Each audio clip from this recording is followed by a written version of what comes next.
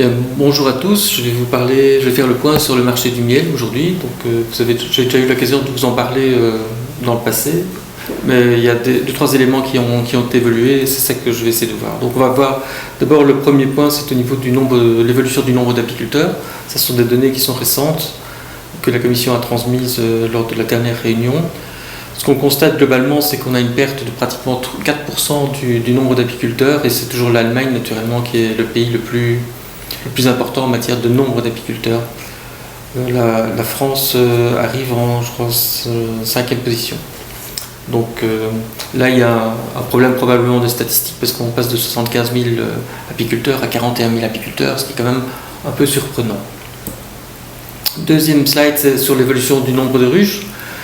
Donc de nouveau, là, on a des chiffres 2016-2017. Ce qu'on constate, l'Espagne reste en tête de loin, avec en seconde position la Roumanie, mais qui, elle, a une perte de 35% de son cheptel, ce qui est probablement lié au fait que dans les années précédentes, ils avaient offert des primes à l'installation en donnant 250 ruches aux apiculteurs. Il y en a beaucoup qui n'ont pas pu faire face à cet apport important de colonies.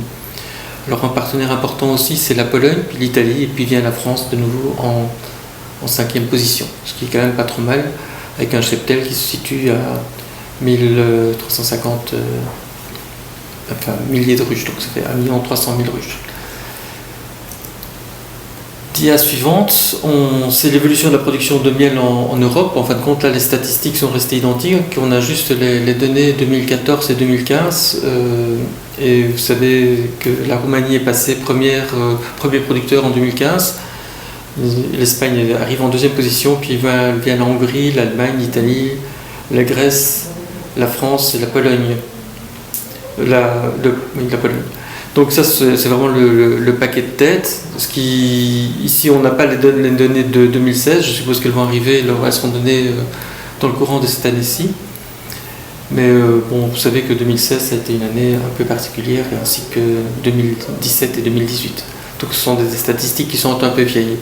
On va repasser un peu au niveau du marché européen. Là, pour rappel, une vieille diapo qui montre l'évolution globale, la production globale des différentes parties du monde, si on peut parler comme ça, les différents États ici. Donc on se base sur des statistiques 2015, donc la Roumanie est en tête. Mais ce qui est intéressant de voir, c'est pour rappel, qui sont les pays importateurs principaux, qui sont les exportateurs. Et donc là on ressort avec en importation l'Allemagne qui importe énormément, la Belgique et la Grande-Bretagne. Et la Grande-Bretagne consomme tout son miel, donc c'est pas vraiment un problème. La Belgique pratiquement réexporte tout ce qu'elle importe. Et l'Allemagne exporte beaucoup de miel importé également. Alors il y a le cas de l'Espagne, pour rappeler aussi, qui exporte une quantité plus ou moins équivalente à ce qu'ils importent. Mais là, il y a sans doute un glissement. Les Espagnols mangent du miel importé et revendent à l'extérieur, sur des marchés probablement du nord de l'Europe, leur miel. Ainsi que naturellement, une partie part sur le marché français, mais ce n'est pas tellement important. Au niveau de l'évolution, et ça c'est un tableau très très important, la slide suivante parle des importations des miels dans l'Union européenne. Et donc ce qu'on constate, c'est que d'une part l'Argentine a augmenté sa part de marché, mais surtout en 2016, puis ça se réduit maintenant en 2017, 2018 n'étant pas complet, on sait difficilement l'évaluer. La Chine, elle, par contre, a très fortement diminué entre 2015 et 2016, restabilise plutôt en 2017 et probablement en 2018. Donc là, il y a une chute, une perte de marché au profit de l'Ukraine. Et ça, c'est vraiment l'élément important. C'est l'Ukraine qui est en plein développement. Et on constate ici en 2017 que l'Ukraine a exporté sur l'Europe près de 47 000 tonnes. Il faut savoir que la production ukrainienne tourne autour de 60 000 tonnes. Et que l'Ukraine a également exporté sur les États-Unis une quinzaine de milliers de tonnes. Donc quelque part, chose tout à fait surprenante, l'Ukraine exporte la quantité de miel produit. Alors là, il y a naturellement toutes les questions qui arrivent sur la table en se disant est-ce que c'est vraiment du miel ukrainien qui est réexporté sur l'Europe? Et là, on peut vraiment se poser la question, ça paraît évident, et il est probable qu'il y ait du trafic triangulaire, donc d'autres miels qui viennent d'Asie, qui sont éventuellement des miels ultra-filtrés, qui sont remélangés à des miels ukrainiens et qui sont réexportés. Il faut savoir qu'au niveau des conditionneurs, les gens qui achètent du miel ukrainien, c'est du miel qui est extrêmement sûr, ils ne retrouvent jamais d'antibiotiques et jamais aucun problème. Donc quelque part, les acheteurs européens aiment bien ce miel. Il a une bonne image et il est en qualité, à première vue en tout cas, il semble tout à fait correct. Ce qui fait son intérêt naturellement. Ça pose un énorme problème parce que ce style d'importation fait qu'on se retrouve avec des miels très proches des miels européens sur un marché européen, et donc ces miels rentrent directement en compétition avec les miels hongrois, roumains et bulgares. Ces derniers agriculteurs ne parviennent plus à vendre de miel. Le slide suivant nous présente là la répartition des importations en fonction des différents États membres. Donc naturellement l'Allemagne reste le leader du marché, suivi par l'Angleterre, la Belgique, la Pologne, l'Espagne et la France. Et puis après l'Italie, Pays-Bas, là c'est pas tellement important. Globalement, il n'y a pas de tendance générale, tout suit plus ou moins son cours de façon normale, avec des variations qui, disons la Belgique importe un peu moins, la Pologne importe un peu plus. On a des espèces de vagues comme ça qui se forment, mais ça ne change pas grand-chose au niveau du marché mondial. La slide suivante est naturellement extrêmement importante puisqu'on parle de prix. Là, on est sur des chiffres beaucoup plus, de nouveau, assez récents. Donc on arrive au prix 2018, moitié de l'année 2018, et là on constate, la première chose, ce qui ressort naturellement, c'est que la Chine, qui était déjà relativement bas avec 1,47 €, est descendue à 1,30 €, donc ça fait une chute de 11% des coûts. Naturellement, ils sont en compétition avec des miels ukrainiens, qui ont une meilleure presse, si on peut parler comme ça, et naturellement, de leur côté, les miels ukrainiens augmentent, donc ils sont à 1,74 € et ils montent à 1,88 €. Donc ça fait 8% d'augmentation de prix. Donc il y a une espèce de rebalance, de balance. Alors l'Argentine, elle, les prix sont plus ou moins stables, relativement bas. Normalement leur prix logique c'est 3,20 € et ils sont à 2,36 €. Le Mexique, on est normalement aussi avec des prix relativement bas et ils sont à 2,83 €. Et le Chili, qui suit toujours plus ou moins la même chose, ils sont à 2,92 €. Donc vous voyez un peu dans quoi on fonctionne. Mais globalement, ce qui fait le marché, aujourd'hui, c'est la Chine et l'Ukraine. Les autres pays deviennent complètement marginaux. Donc ça, c'est un élément important. Ce qu'on peut dire, donc, les prix vont baisser et le futur n'est pas très positif parce que jusqu'ici, en tout cas en 2018, l'Ukraine avait toujours des importations sans taxe pour 6 000 tonnes. Ces 6 000 tonnes ont été vendues en quelques heures, 2, 3, 4 heures peut-être, donc c'est pas rien. Mais l'an prochain, le marché ukrainien est ouvert, donc ils n'auront plus aucune taxe douanière. Ça veut dire que cette espèce d'afflux de miel ukrainien risque de encore augmenter, ça va devenir difficile parce qu'ils ne vont plus pouvoir le justifier, puisqu'ils ne peuvent pas exporter plus que ce qu'ils ne produisent. Mais on est quand même dans une situation pour le moins précaire. Alors globalement, et ça on le constate sur les marchés nationaux, on a une diminution des prix de pratiquement 2%, et ça c'est quand même extrêmement important. Au niveau des exports, là c'est totalement marginal, mais c'est quand même toujours intéressant de voir quels sont les gros importateurs. Le premier numéro 1, c'est l'Arabie Saoudite, suivi par la Suisse, les États-Unis, le Japon, Maroc, Israël et Émirats arabes unis. Globalement, donc là on est sur des marchés tout à fait bizarres, qui sont des marchés de niche, où les gens recherchent des miels normalement de qualité, pour ne pas dire de très haute qualité, et ça nous donne quelque chose qui... L'évolution c'est plutôt stationnaire et même en légère perte, donc on n'a pas vraiment de choses intéressantes. Au niveau des prix, ça c'est peut-être un peu plus intéressant, ça nous donne un peu quel est le prix de vente des marchés de miel en gros de qualité au niveau européen.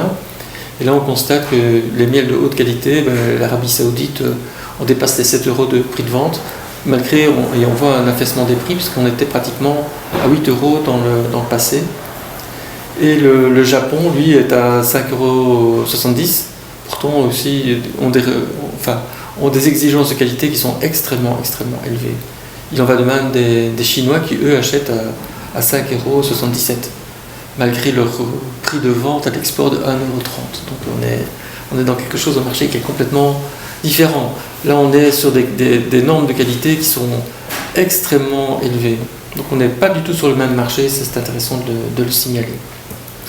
Alors quand on voit naturellement le tableau de l'évolution des prix à la vente et à l'import et à l'export, il y a naturellement une marge extrêmement importante, pratiquement de plus de 3 €, on est à 3,50 €, donc c'est quelque chose d'extrêmement important. Petit détail sur le marché français, juste, bon, ça sont des chiffres que vous avez pu voir, ce sont des ADA qui ont fait un petit résumé. Alors je résume, forêt châtaignier, bonne année à très bonne, sauf en Corse. Le colza récolte était bonne, mais le gros problème c'est que les colonies n'étaient pas là, donc les colonies étaient trop faibles pour faire de la mielée. Le tournesol, c'est une année moyenne avec un plus en Poitou-Charentes. La lavande, c'était une bonne à très bonne année. L'acacia, ça dépend, là de nouveau c'est une année moyenne, c'est de plus et même plus, je veux dire, plus on va dans le nord, les mielés qui étaient dans le nord généralement étaient relativement faibles, ont fortement augmenté.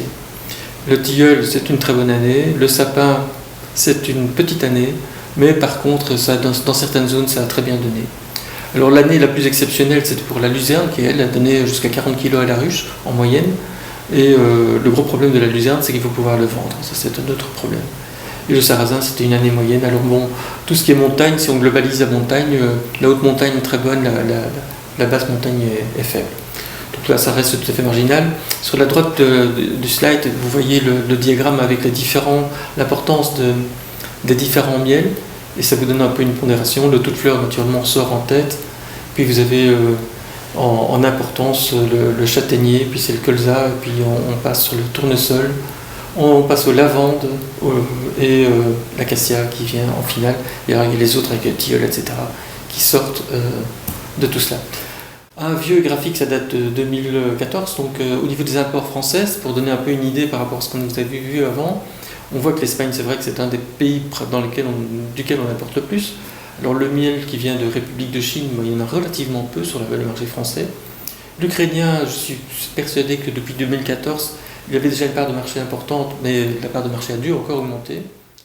L'Allemagne, qui elle, c'est du miel d'import qui revente, donc c'est une autre étiquette. Le Chili, c'est relativement marginal. Bon, l'Italie, ok. La Belgique, c'est de nouveau du miel d'import qui est réexporté sur la France. Bulgarie, Roumanie, là vous voyez un peu Argentine et autres, on est vraiment sur des choses qui deviennent totalement marginales. Ce qui est intéressant, j'ai ressorti ce graphique qui date de 2017, donc c'est en fonction des circuits de distribution qui sont utilisés. Vous les connaissez sans doute parce que ça a été publié, donc ce n'est pas des nouvelles choses. Mais ce qui est intéressant, c'est de voir qu'en fonction du nombre de ruches, le circuit de commercialisation change très fortement. Et ça met en évidence le fait que les petits apiculteurs, en tout cas moins de 150 ruches, et même moins de 150 ruches, les problèmes de grandes et de moyennes surfaces, coopératives d'apport, etc., ne sont pas marqués. Donc ils ne travaillent pas du tout sur des ventes en gros, ou du moins très très peu, dans une très faible mesure. Ce sont les apiculteurs qui ont plus de 150 ruches qui sont directement touchés, et surtout les apiculteurs qui ont plus de 400 ruches, puisque là, les ventes en conditionneurs coopératifs ou grandes et moyennes surfaces représentent plus de la moitié de leurs ventes. Et donc ces gens-là sont directement liés au prix du marché mondial. Et c'est ça qui permet d'expliquer...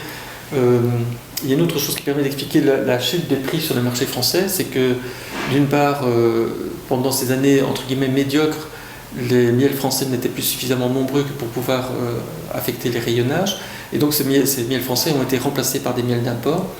Et le gros problème, maintenant, les miels français ont retrouvé un peu de volume, et il n'y a plus d'acheteurs parce que la part de marché a diminué. Et donc ils partent sur des marchés en gros, et sur les marchés en gros, ils sont en compétition directe avec le marché international.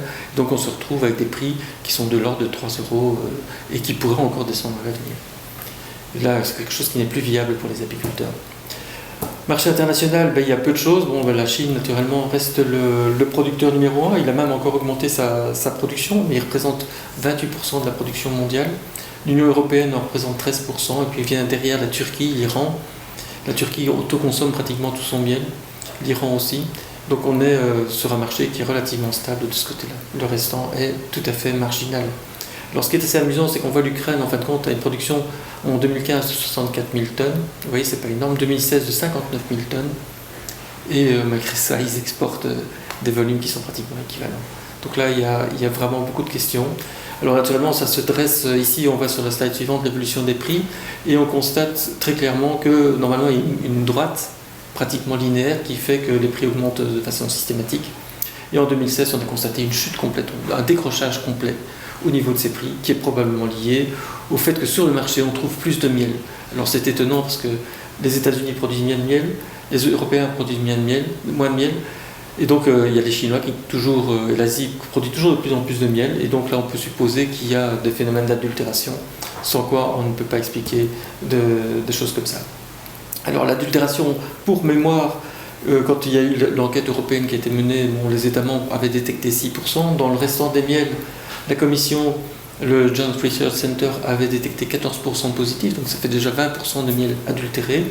Et alors quand on analyse de plus près les tableaux, on voit très clairement que les miels UE ou les miels mélange UE ou les miels mélange non UE sont à 20% d'adultération. Par contre, des miels mélange UE non UE sont à 10% d'adultération. Il est clair que ces miels sont autant adultérés, si pas plus adultérés, mais ce qu'il y a, c'est que les gens qui adultèrent travaillent en très très grand volume et peuvent contrer les techniques analytiques. Donc ils sortent sur le marché des miels qui ne sont pas détectables, des adultérations qui ne sont pas détectables.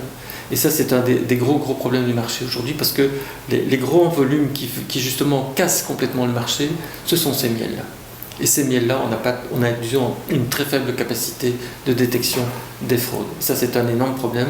Ici, je vous présente des données qui montrent un peu l'évolution des dépistages d'adultération. Le premier slide vous montre des techniques qui détectent des substances bien spécifiques, et on voit que quand on met en évidence des substances, des marqueurs d'adultération, normalement dans l'année il y a déjà 50% de correction, et après 2 ans 100% de correction. Donc on ne trouve plus. Donc les gens travaillent et corrigent immédiatement.